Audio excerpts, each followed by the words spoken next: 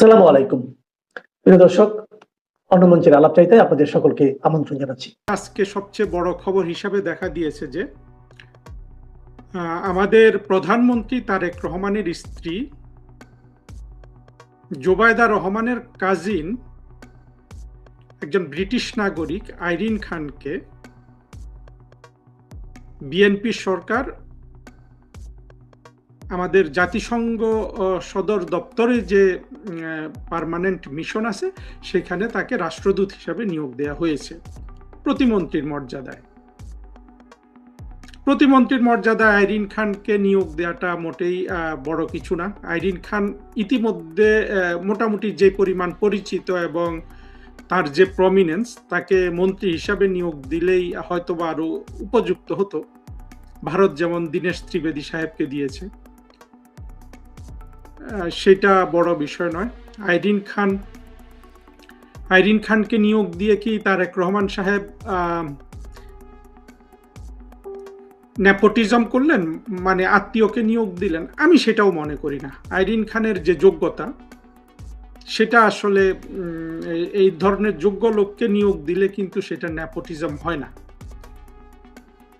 যে জায়গাটা খটকা আছে সেটা হলো উনি একজন ব্রিটিশ সিটিজেন। আমাদের কিন্তু এই ব্রিটিশ সিটিজেন ইত্যাদিকে বাংলাদেশ তো অবশ্যই এটাকেও আর এখন বড় করে ধরবো কেন। 2024 জঙ্গি উত্থানের পর তো 7-8 দেশের সিটিজেন ইউনুসকেই আমরা বাংলাদেশে ডাকাতি করার জন্য নিয়োগ করেছিলাম এবং তার সাথে প্রচুর বিদেশি ডাকাতকে আমরা নিয়ে এসেছিলাম। আলী রিয়াজ, আরো কত কত, একটা ছেলে তো তৈয়ব না কি যেন, সে আবার চলে করেছে, ডাকাতি করে সে চলে গেছে। ইউনুস সেও কিন্তু জার্মানি না কোথায় থাকে, তৈয়ব না কি আমি জানি না, নামগুলো আমার এত মনে থাকে না। এইসব জঙ্গিরা কোথা থেকে উঠে এসছে, আবার কোথায়, সবার নাম মনে রাখতে হবে এমনও কোনো বিষয় নেই। সে বোধহয় আইসিটি বিষয়ক কিছু ছিল। একদম দেখেন, ডাকাত দল ঝাঁকে ঝাঁকে এসে আবার ঝাঁকে ঝাঁকে চলে গেছে। ইউনুসের সময়ের ডাকাতিটা দেখেন আপনারা একটু। শুধু বাংলাদেশের মানুষ প্রচুর দারিদ্র স্বীকার করে, হ্যাঁ, ইউনুসের এই যে লক্ষ কোটি, 2 লক্ষ কোটি টাকা নাকি ঋণ করেছে 1 বছর 2 বছর রাষ্ট্র শাসন করতে গিয়ে, সেইটা মেনে নিয়েও কিন্তু ইউনুসকে এখনো বাংলাদেশের মানুষ নিজের দেশে থাকতে দিচ্ছে, খেতে দিচ্ছে, এবং সে সব ধরনের আনন্দ উল্লাস, তার লামিয়া সবই ঠিক আছে আর কি। আইরিন খান ব্রিটিশ সিটিজেন। উনি অ্যামনেস্টি ইন্টারন্যাশনাল নামক যে ব্রিটিশ বেসড আন্তর্জাতিক মানের কি বলবো মানবাধিকার সংস্থা, সেটার সেক্রেটারি জেনারেল ছিলেন দীর্ঘ 8-9 বছর, 2001 থেকে 2009 সাল পর্যন্ত, যেটা খুবই প্রেস্টিজিয়াস একটা সংগঠন। কিন্তু প্রেস্টিজিয়াস সংগঠন হলেও তো যুক্তরাজ্য রাষ্ট্রটা যে ইসলামিক মৌলবাদ দ্বারা দখল হয়ে গেছে, সেটা তো আসলে তারা ঠেকাতে পারেনি। তারা এগুলো ভাবে হয়তো ভিন্ন ব্যবস্থা করবে। ইংরেজদের তো আর বুদ্ধি শুদ্ধি কম নেই। আইরিন খান সম্ভবত আনঅফিসিয়ালি হয়তো ইউনুসের গভর্নমেন্টকেও বিভিন্নভাবে সহায়তা করতে পারে। একটা জিনিস আমরা দেখেছি, আইরিন খান, আমি যেটা বুঝি যে পাকিস্তানি সেকুলার যে জিনিসটা আপনাদের বুঝতে হবে, আসলে বাংলাদেশের সর্বনাশটা বুঝতে হলে পাকিস্তানি সেকুলারটা বুঝতে হবে। আমার আগামী কাল রাত 9টায়, অর্থাৎ বাংলাদেশে আজকেই রাত 9টায়, এখন তো সকাল হয়ে গেছে, আমি যে স্পেশাল সিরিজটা করছি জুলাই জঙ্গি উত্থানের উপর, সেই সিরিজে এই পাকিস্তানি সেকুলারদের নিয়ে আরেকটা আলোচনা বের হবে, তারপরে আরেকটা। এদেরই সদস্য হলেন আপনার এই আইরিন খান। আইরিন খান সবই ঠিক আছেন, উনি মানবাধিকার কর্মী, মানবাধিকার বোঝেন, সেগুলো নিয়ে উনি কলাম টলাম লেখেন এবং বিখ্যাত প্রতিষ্ঠানের উনি প্রধান ছিলেন, সবই ঠিক আছে। কিন্তু আমাদের দৃষ্টিতে উনি একজন পাকিস্তানি সেকুলার। পাকিস্তানি সেকুলারদের স্বপ্নটা কিন্তু আপনাকে বুঝতে হবে। পাকিস্তানি সেকুলারদের স্বপ্ন হলো পাকিস্তান অথবা পাকিস্তানের প্যারালাল কোনো রাষ্ট্র। আমাদের মুক্তিযুদ্ধে যে অসাম্প্রদায়িক, আধুনিক, গণতান্ত্রিক বাংলাদেশ রাষ্ট্র গঠনের স্বপ্ন যেটা ছিল, সেটা পাকিস্তানি সেকুলার লোকগুলাও হয়তো দেখে, কিন্তু সেটা পাকিস্তানের আদলে। পাকিস্তানের আদলে কি? তার মূল ফাউন্ডেশন হবে ভারত ঘৃণা এবং হিন্দু ঘৃণা।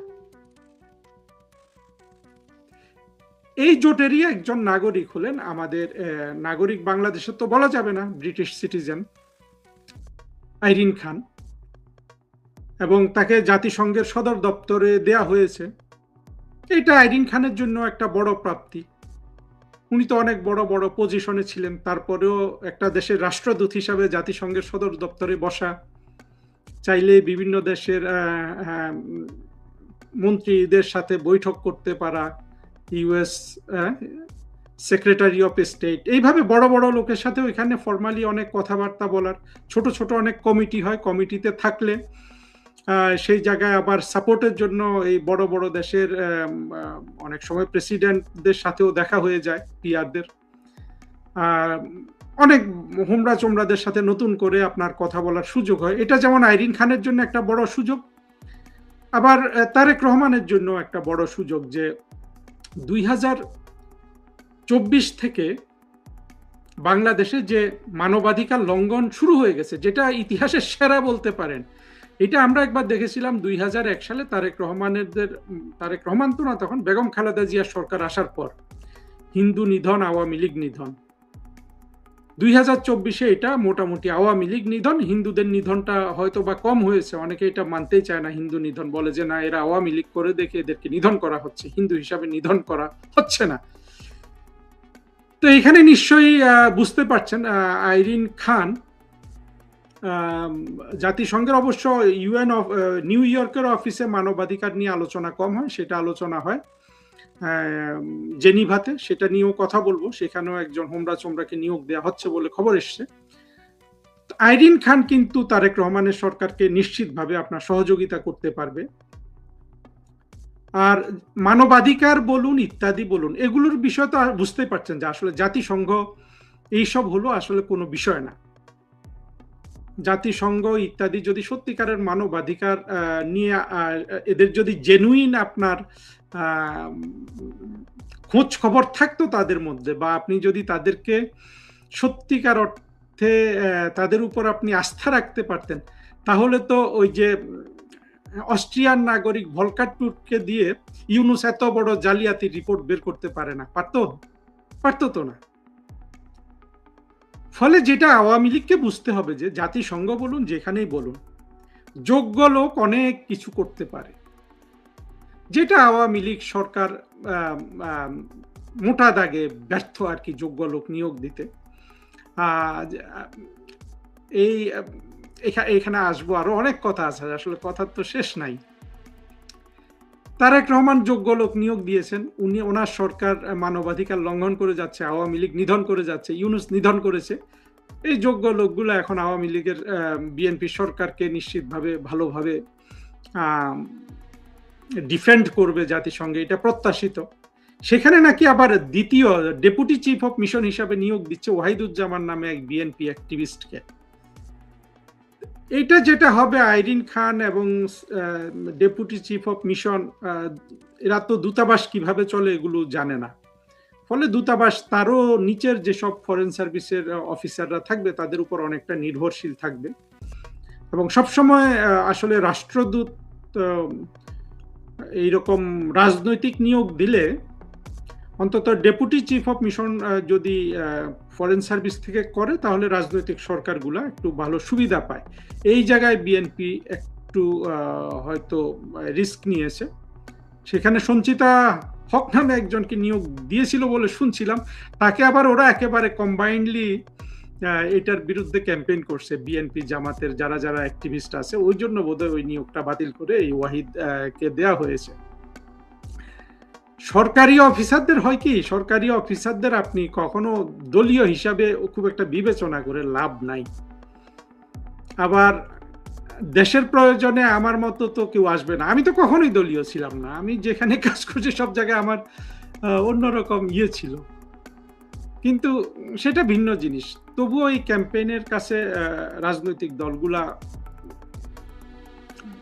মাঝে মধ্যে সম্মান দেখাইতে হয় ক্যাম্পেইনকে। আর মোটা দাগে ফরেন মিনিস্ট্রি তো আওয়ামী লীগের ঘাঁটি না, এটা হলো জামাত বিএনপির ঘাঁটি। তো সেদিক থেকে তারেক রহমান সরকারের বেশি চিন্তা করারও নাই। তবুও সাম্প্রতিক যে খবর, পত্রিকায় যে খবর দেখলাম, সেই নিয়োগগুলো যেভাবে তারেক রহমানের সরকার দিলেন, এটাতে বোঝা যায় যে মানে প্রশাসনিকভাবে তারা কতটা চিন্তা করেন যে তাদের নিজেদের লোকজনকে জায়গা মতো বসানোটা কতটা গুরুত্বপূর্ণ। আর আওয়ামী লীগের মন্ত্রীরা, অন্তত ফরেন মিনিস্ট্রিতে আমি কখনোই এটা দেখি নাই, তাদের সেই সিক্সথ সেন্সও ছিল না, অতি দুর্বল আর কি এই দিকগুলো থেকে। খুব বেশি আসলে বদনাম করলেও লাভ নাই, ঘুরে ফিরে 2-4 জনের উপরই তো বদনাম আসে। কিন্তু এটা যদি জননেত্রী শেখ হাসিনা চিন্তা করেন বা উচ্চ পর্যায়ে চিন্তা করে, তাহলে ঠিক হতে পারে, না হলে ভবিষ্যতে এটা চলতে থাকবে। আবার 24শে আগস্ট, হ্যাঁ 24 সালের 5 আগস্ট ঘটে যাবে। এটা সবসময় দেখা যায় যে একেবারে আওয়ামী লীগের নেতা কর্মী সবাই আসলে শেখ হাসিনার প্রতি অন্যায় করেছেন। তারা কখনো দল এবং দেশ, মুক্তিযুদ্ধের চেতনা এগুলো নিয়ে ভাবেননি। আর তারেক রহমান তো কিছুই ভাবা লাগছে না। দেখেন, উনি যাকে ফরেন সেক্রেটারি হিসাবে নিয়োগ দিতে যাচ্ছেন বলে খবর বেরিয়েছে, তিনি হলেন সালাউদ্দিন নোমান চৌধুরী, যাকে আইরিন খান রিপ্লেস করবেন। সালাউদ্দিন নোমান চৌধুরী অত্যন্ত সৎ একজন কর্মকর্তা। উনি ইয়ে করত, বুয়েটে বিএনপি, ছাত্রদল এগুলোর নেতা টেতা ছিল, আমরা শুনতাম। তো এখন মনে হচ্ছে হয়তো ছিল, না হলে তো খোঁজ খবর করে এরকম ব্যক্তিকে বের করা, এটা তো তাদের বোঝা যায় যে হোমওয়ার্কটা খুব ভালো। যাই হোক, আমি নিজে জানি না নোমান চৌধুরী কি ছিলেন না ছিলেন, বাট আমি যেটা জানি যে উনি অত্যন্ত সৎ মানুষ। যদিও ফরেন মিনিস্ট্রি তো অসৎ লোকজন তেমন টাকা পয়সা বানাতে পারে না, খুব যারা অসৎ লোক তাদের জন্য ফরেন মিনিস্ট্রি জায়গাও না, তবুও অনেকে চুরিদারি করে, তেল নুন পেঁয়াজ এগুলো চুরি করে। এই দিক থেকে নোমান চৌধুরী খুবই খাঁটি একজন মানুষ, এবং মোটামুটি তার দেশপ্রেমও আছে। মোটামুটি না, তার মতো করে, অর্থাৎ বিএনপির পক্ষ থেকে একজন দেশপ্রেমিক বলা যায়। আমি সুনাম করছি দেখেন, আর নিয়োগ বাতিল করে দে, যদিও সেটা করবে না, বিএনপি এতটা কাঁচা না আওয়ামী লীগের মতো, আমার সেটা মনে হয় না। নোমান সাহেবের এই ইয়ের বা তার সততার বেশ কিছু উদাহরণ আছে আর কি, যেটাকে আমি খুব অ্যাপ্রিসিয়েট করি। আমি মনে করি যে রাষ্ট্রের ক্ষমতা হাতে পেয়ে যারা চুরিদারি করে, সেটা আসলে খুবই খারাপ কাজ। যেমন বিএনপির খুব বিখ্যাত ফরেন সেক্রেটারি ছিলেন শমশের মবিন চৌধুরী, কি ওনার হাত টানের অভ্যাস ছিল, চুরির অভ্যাস ছিল, আদারওয়াইজ খুব ভালো। এই নোমান চৌধুরী আবার তার বিপরীত আর কি, বিপরীত একজনকে পাওয়া গেল।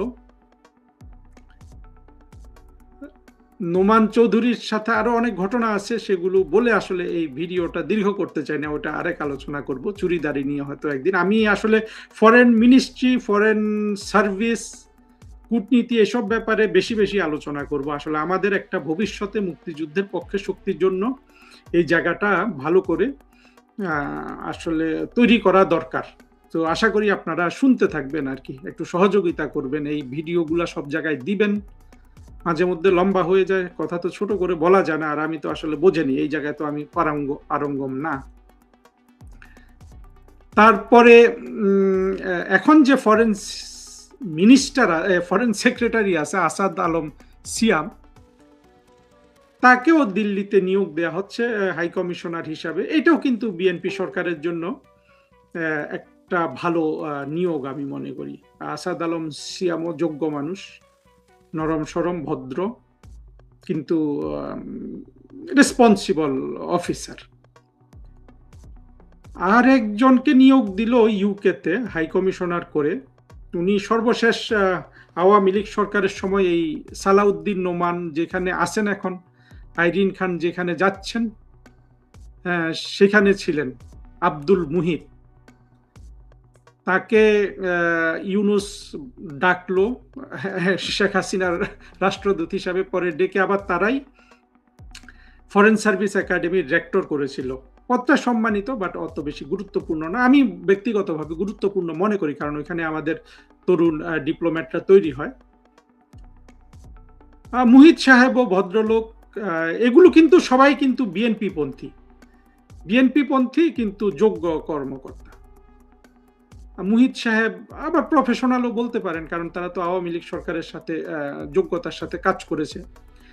আর মুহিত সাহেবের সুবিধা হলো উনি সিলেটের মানুষ, ধারণা করি আমাদের যে তাকে তো আমি আসলে খুব একটা সম্মানের চোখে দেখি না, তারেক রহমানের যে উপদেষ্টা পররাষ্ট্র বিষয়ক হুমায়ুন কবির, সেও সিলেটের। আবার আমাদের আগে অনেক মন্ত্রীরা, এই আমাদের মোমেন সাহেবও সিলেটের ছিলেন। সিলেটের মানুষজন আবার সিলেট বলতে অন্ধ, এই ব্যাপারে তাদের কোনো, সেখানে কোন দল কি করে এগুলো তাদের কাছে কোনো বিবেচ্য বিষয় না। এটার ফরেন মিনিস্ট্রিতে এই জন্য সিলেটের লোকজন সব সময় ভালো করতেন। এই মুহিত সাহেব আবার সেই মুক্তিযোদ্ধা শমশের মবিন চৌধুরী যখন ফরেন সেক্রেটারি ছিল তার ডাইরেক্টর ছিলেন, এবং তখন থেকে মুহিত সাহেব ভালো অফিসার হিসাবে পরিচিতি পেতে থাকেন।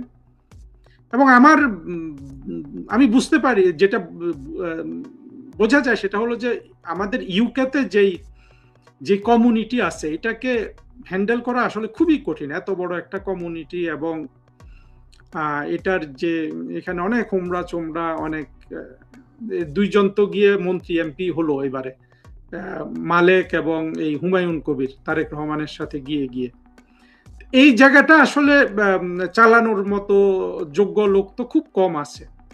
সেদিক থেকে এটাও কিন্তু খুব খাঁটি, একেবারে যোগ্য লোকের জন্য একটা যোগ্য পদ তারেক রহমান সাহেব দিয়ে দিয়েছেন। মুহিত সাহেবের নিশ্চিতভাবে সেই ক্যাপাসিটি আছে।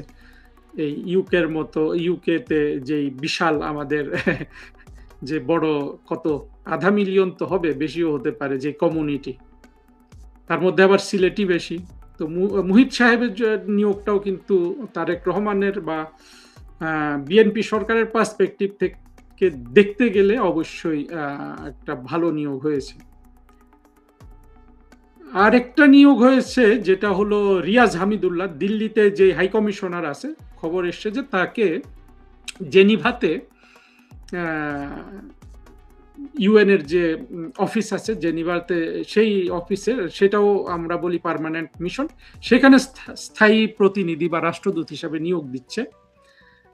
এইটাও দেখেন খুবই সুচিন্তিত বলবো যে একটা নিয়োগ, কারণ রিয়াজ হামিদুল্লাহ তো এই বিএনপি জামাত এই সরকারগুলোকে এই হিউম্যান রাইটস ভায়োলেশন যা করছে এগুলোকে ডিফেন্ড করার জন্য তার জান দিয়ে দিবে। রিয়াজ হামিদুল্লাহকে তারা ভালো জায়গায় নিয়োগ দিয়ে দিল। এই যে কয়টা নিয়োগ বললাম এর মধ্যে একমাত্র রিয়াজ হামিদুল্লাহর হাত টানের অভ্যাস আছে, অর্থ বানাতে জানে। বাকিগুলো তো আইরিন খান সম্পর্কে তো আমি জানি না, টাকা পয়সার ব্যাপার, আর সে তো আসলে এদিকে তার ধান্দা থাকবে না আশা করি। বাকি যে কয়েকজন এরা আবার সৎ মানুষ আর কি। তো সততার একটা মূল্য আছে, সেটা তারেক রহমানের দিক থেকে যদি আমরা এটা দেখি যে উনি সততার মূল্য দিয়েছেন, এফিসিয়েন্সির মূল্য দিয়েছেন, তার রাজনৈতিক আদর্শের প্রতি মূল্য দিয়েছেন। এই 4-5টা গুরুত্বপূর্ণ নিয়োগে আমি যদি প্রশ্ন করি আমাদের আওয়ামী লীগ সরকারকে, তারা কি এই ধরনের গুরুত্বপূর্ণ নিয়োগে এই ধরনের এফিসিয়েন্সি দেখাতে পেরেছিলেন? এটা ঠিক যে ফরেন মিনিস্ট্রিতে খুঁজে খুঁজে পেতে হয়, এই মুক্তিযুদ্ধের পক্ষে তো অফিসারই নাই, কিন্তু না থাকলেও তো আপনার প্রশাসনিক দক্ষতা বলে তো একটা কথা আছে। সেই জায়গায় তো আমরা দেখেছি যে আওয়ামী লীগ সরকার অত্যন্ত দুর্বল ছিল।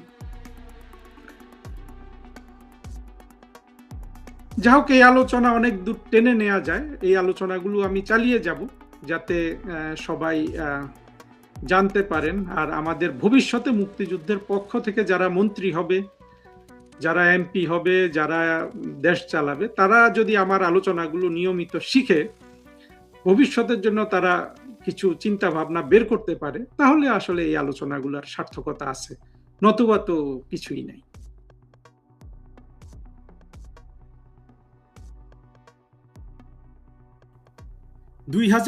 সালের 5 মে রাতে যে হেফাজতের তাণ্ডব চলেছিল, সেখানে তারেক রহমানের সরকার অনেক খুনের প্রমাণ পেয়েছে। তাদের যে আইসিটির চিফ প্রসিকিউটর আমিনুল ইসলাম, সে জানিয়েছে, আজকের পত্রিকায় গুলোতে খবর বেরিয়েছে যে 21শে জুলাই তারা আনুষ্ঠানিকভাবে এই আন্তর্জাতিক অপরাধ ট্রাইব্যুনালে তারা এই অভিযোগ দায়ের করবে।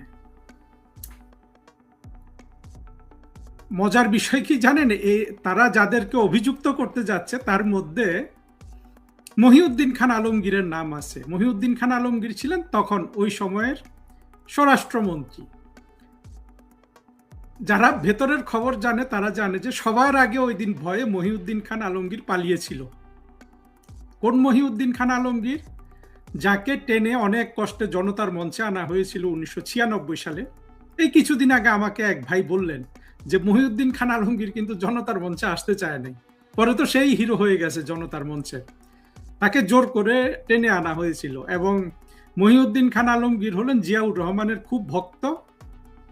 উনি খাল কাটা কর্মসূচির উপর ডক্টরেট প্রাপ্ত। এই মহিউদ্দিন খান আলমগীর আমাদেরকে এক বিশাল তত্ত্ব শুনিয়ে সারা বাংলাদেশে হাসির পাত্র হয়েছিলেন যে রানা প্লাজার পিলার ধরে জামাত বিএনপির কর্মীরা নাড়াচাড়া করাতে ভ্রমণটা ভেঙে পড়েছিল। উনি ওইভাবে বলেন নাই, কথাটা এইভাবে এসছে। আর বাংলাদেশের মানুষ তো কাউকে উন্মাদ বানাতে হলে এগুলো নিয়েই বানায় আর কি। তা একজন ভীরু কাপুরুষ জঙ্গিদের ভয়ে যে আগেই অফিস ছেড়ে পালিয়েছে, তাকেও তারা আর মুক্তি দিচ্ছে না। যা মানে জিনিসটা দুইভাবে দেখা যেতে পারে। আমাদের মুক্তিযুদ্ধের পক্ষ থেকে আমরা যদি দেখি যে কত কাপুরুষ একটা লোক এই মহিউদ্দিন খান আলমগীর, যার ভাতিজানা ভাগনা হলো যে কলিমুল্লাহ, যাকে যে 24-এর লাল বদর হওয়াতেও ইউনূসের রোশানল থেকে বাঁচতে পারেনি, আবার তারেক রহমানের রোশানল থেকেও বাঁচতে পারেনি। তারেক রহমান নাকি তার চাকরিটাও শেষ করে দিয়েছে। সেই কলিমুল্লাহ যে আবার শাখাওয়াত, ব্রিগেডিয়ার শাখাওয়াতকে পিএইচডি করিয়ে দিয়েছিল, মানে নকল করা পিএইচডি আর কি। যা হোক, এই মহিউদ্দিন খান আলমগীরকে যেহেতু স্বরাষ্ট্রমন্ত্রী ছিল, নাম একটা ছিল, ঢুকিয়ে দিয়েছে। বোঝেন তাহলে তদন্তের কি অবস্থা। তারা জানেই না যে স্বরাষ্ট্রমন্ত্রী সেদিন পালিয়ে গিয়েছিল ভয়ে। এই হলো তদন্ত। অর্থাৎ তারেক রহমানের সরকার আওয়ামী লীগের উপর যেই স্টিম রোলার চলতেছে 5 আগস্টের জঙ্গি উত্থানের পর থেকে, সেটাকে যে তীব্রতর করছে, এটা হলো তার একটা জাজ্জল্যমান প্রমাণ।